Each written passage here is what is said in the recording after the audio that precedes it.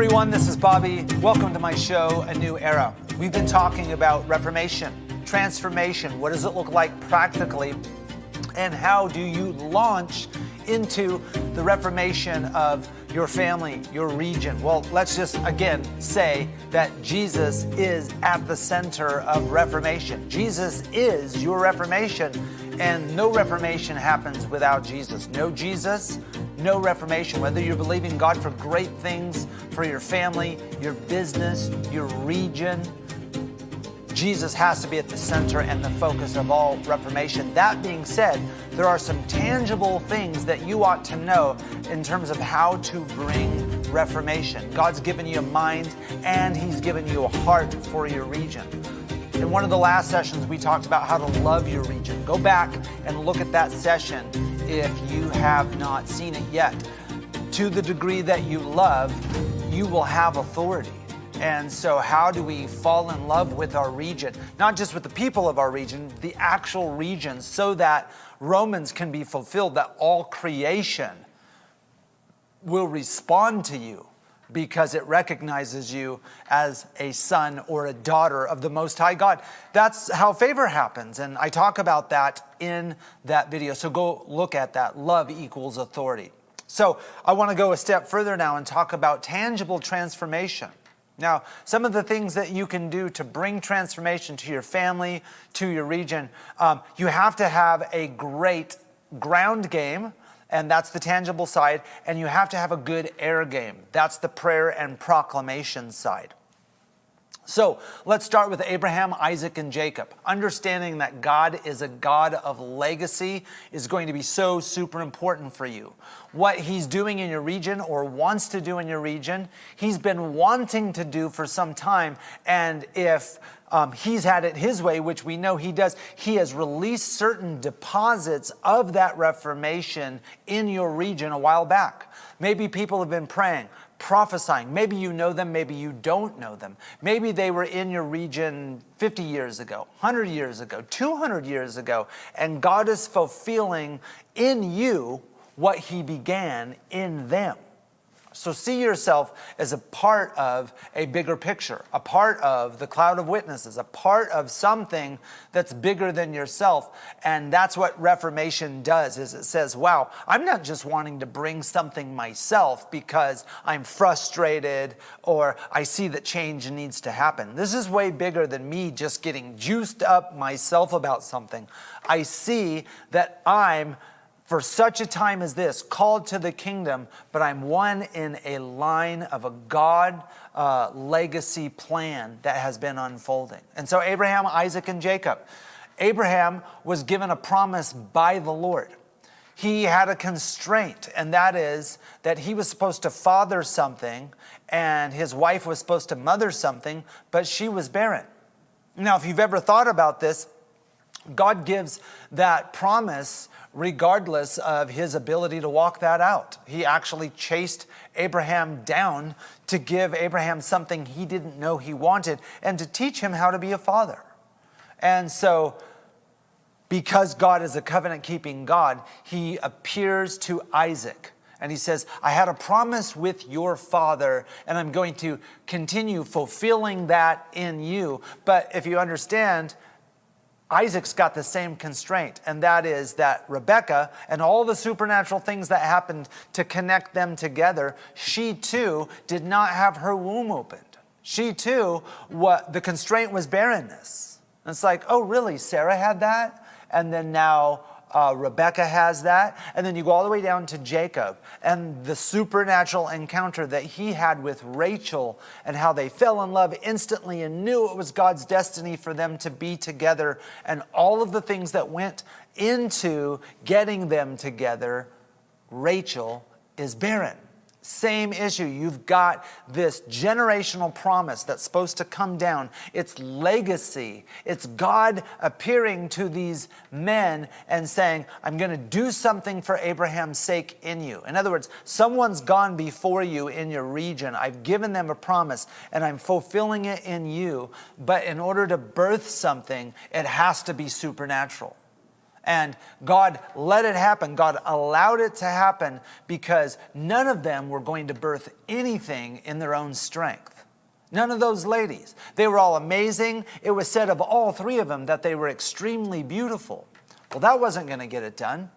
As awesome as beauty is, and sometimes, people look on the outer, and sometimes that kind of stuff can open doors to a person who looks on the outer. God's like, you know what? I see so far ahead of that. Even that beauty still requires supernatural intervention or interjection, which means you can't get it done on yourself. What you're called to birth in this life will require a supernatural intervention. God is asserting himself into your life and encountering you, saying, I will get this done. So think about your region and think about the things that maybe you are aware of that God has already prophesied to your region through someone else. And then I would begin to also ask the Lord to reveal some of the destiny over your region that you don't know about. People that have been there maybe 5 decades ago, maybe more, that have prophesied things that you're just unaware of. Lord, show me the legacy. Show me the things in the Spirit. Reveal it to my heart and mind, the things that you've prophesied over this region through other people, the promises that you've given. And then now it's time to go to the next step. And it's time to target top influencers within certain spheres of society that you feel God is highlighting to you. As I mentioned, there are 7 primary spheres of society or areas of influence within every region. Now, the list can be different, how you word it can be different, but there's education, there's family, there's religion, there's business, there's government, there's arts and entertainment, right? There's the church. And so, pick 1 or 2 of those spheres of society that you feel God is calling you and or your group to connect with and to bless.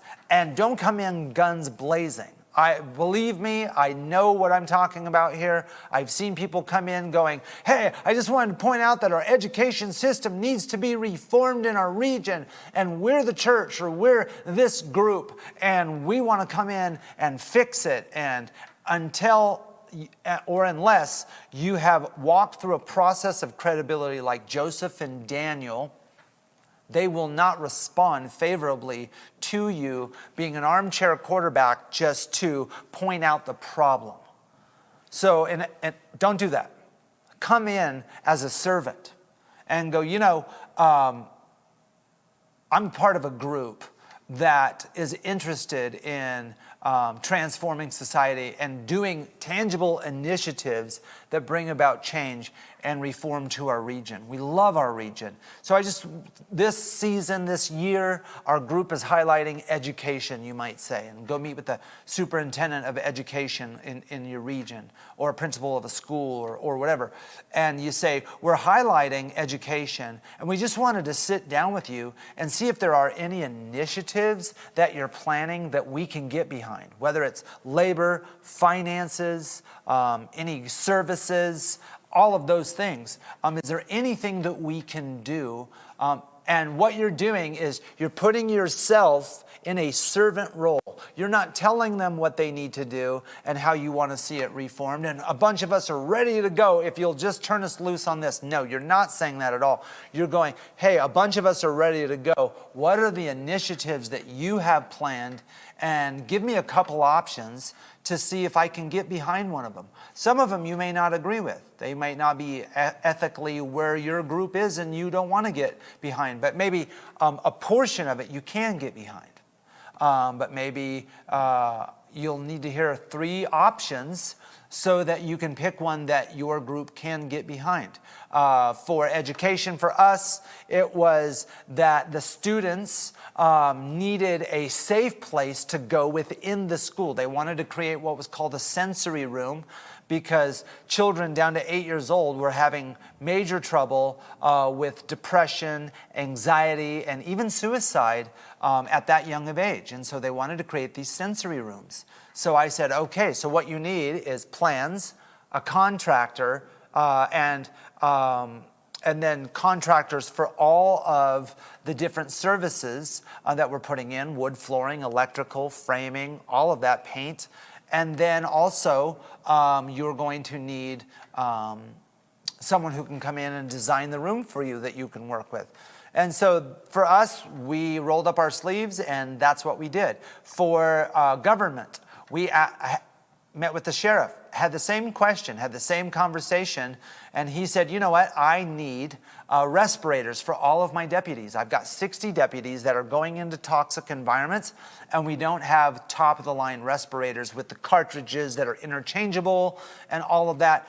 So if that's something you can do to help, and I'm literally looking for low-hanging fruit because I want to win. My first interaction with them can't be major projects. I won't do it. I'm just looking to gain credibility, and I know that credibility comes through low-hanging fruit and developing a quick win that we can collaborate on together. So things like respirators and those, that's what I'm talking about. Things like new bikes for your police department who are patrolling on bikes. Those are small things. Computers for offices, those types of things. Just identify what sphere of society you and your group wants to bless. Pick an initiative that is low-hanging fruit and go gain credibility. Once you've gained credibility, walk away and don't go, okay, now let me tell you, now that I've got credibility with you, what I think you really should do. Don't do that, because they're always looking for, like, okay, are they going to try to proselytize us? What's really going on here? No, stay integral, follow through. Don't do the project partially. Go all the way, complete it, make sure all the way through everybody had a great experience by being around you. Understand that your first initiative is to gain credibility, and then move on. And then let them reach back out to you. Hey, contact me. We had a great experience with you guys. We'd love to work on something with you in the future. So let me know if there are things like this that we can partner with you on. Boom, done. Go on to the next sphere in your society that God's highlighting to you. Maybe you jump from education, like I said, to the sheriff's department or government or something like that, or business, family, whatever it is, and you jump to the next one. And what's happening is you're giving those guys who you did the last initiative with time to go, wow, we really appreciated that group of people and working with them. Now you're on to the next one, and you're doing low-hanging fruit, small projects to gain credibility. So by the time you circle back around next year, or maybe it'll take you 2 years, that's something that they can't wait for you to sort of knock on their door. And most of the time, by that time, they're calling you. So just remember, in the tangible side, you come in as a servant, you find low-hanging fruit, you do a small project that to them, they got to pick. So it means something to them. They're emotionally connected to it, and then you're able to help them, and then it enabled them to feel the win, have a quick win with you, and there wasn't a ton of tension. You weren't trying to pull your weight around, and they loved it. And then go on to the next one. All the while, you're praying.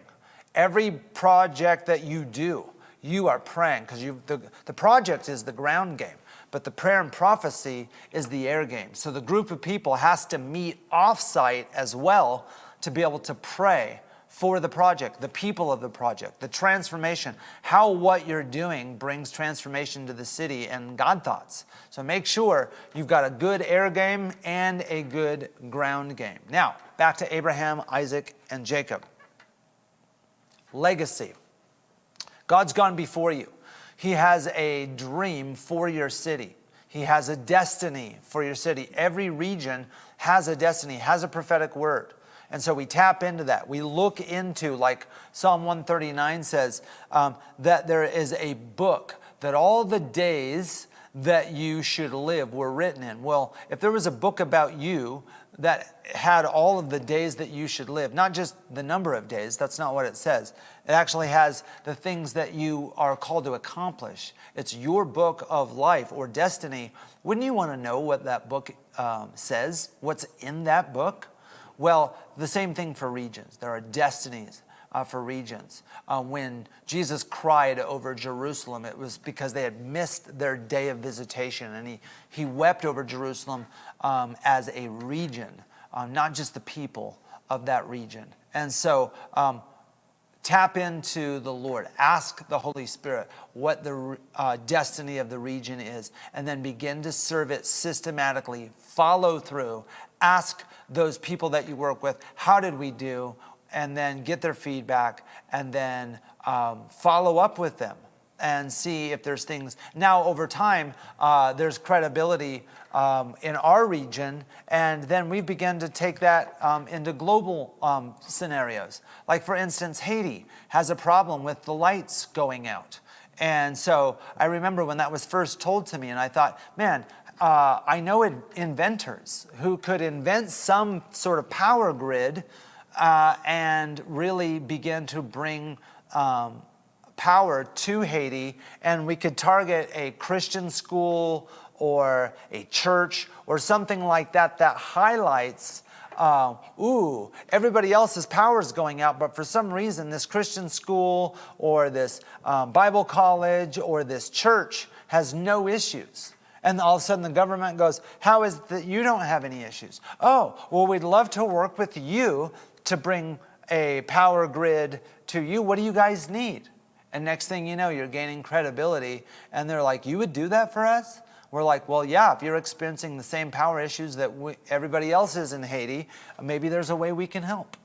And then you try to work with them. If they've got a budget, then you try to collaborate. And if there's funds to be raised, then you do your part and follow through with that. And next thing you know, you're gaining credibility with you, and they recognize that the church now is being seen as an agent of change and transformation. All the while, what you're doing with boots on the ground, you're also covering in prayer. So many people in the prayer part of things, they have a great air game, but they don't do anything. Boots on the ground. So we try to get the intercessors to collaborate with the practitioners, and that's sort of that church that's built on the foundations of the apostolic and the prophetic, the apostles and the prophets. Why did God build his church on the foundation of the apostles and prophets? Well, because the prophets will bring you God's plan, God's idea, what the spirit realm is doing, and sort of the ethereal picture of what God's saying. The apostolic will then create the how-tos and the next steps and the strategy for accomplishing that. So if you just had ethereal revelation and you never put boots on the ground, then you'd never get it done. It would just stay ethereal. And that's often what happens in prayer circles, where a lot of prophetic swirls happening, but we don't go beyond that to put boots on the ground. At the same time, putting boots on the ground with a bunch of high driver type people without having it soaked in prayer and prophecy would get nothing done as well. We do a lot of things in our own strength, and we need it bathed in prayer and proclamation. And we need to know what to do and when to do it, and that's what the prophetic community provides for the church. So the marriage of the apostles and prophets, no wonder the foundation of the church was built on the apostolic and the prophetic. So these are some keys to make sure you step out, bathe the things that God's called you to in prayer, and then go beyond that prayer and connect with those who are ready to bring initiatives. Some people just love to pray, and that's all that they can offer you is the praying side. That's okay. Let's take that. But don't just stay there. Find the people who are ready to give you boots on the ground, go to the next level, and make sure you are fulfilling the promise that you made to your region to help them. Have a great experience doing that. Gain credibility like Daniel and like Joseph, and you'll watch your authority over that region. So I want you to do something. I want you to begin to pray about what influencer you're supposed to connect with in your region. Is it family? Is it education? Is it government? Is it business? Is it the church, right? Is it arts and entertainment?